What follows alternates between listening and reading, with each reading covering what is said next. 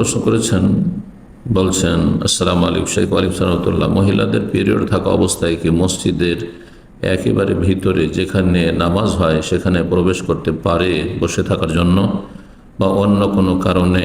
না, মসজিদে ঋতুবতী মহিলার অবস্থান করা, বসে থাকা জায়েজ নয়।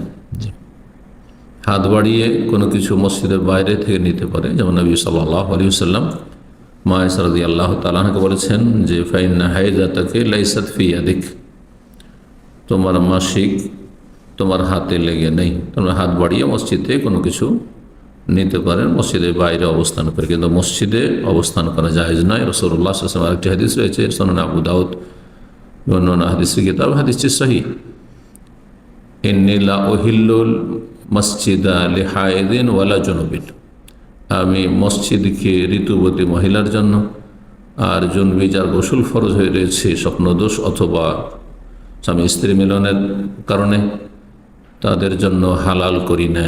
অর্থাৎ মসজিদে অবস্থান করা ঋতুবতী মহিলার অথবা যার উপর গোসল ফরজ রয়েছে তার জন্য জায়েজ নয়। যদিও দিনের কথা শোনার জন্য হোক না কেন, মসজিদের সাথে কোনো কক্ষ যদি থাকে, মসজিদের সাথে লেগে আছে কিন্তু মসজিদের সেটি অংশ নাই, অন্য রুম, সেখানে বসে দিনের কথা শুনতে পারবে। জি।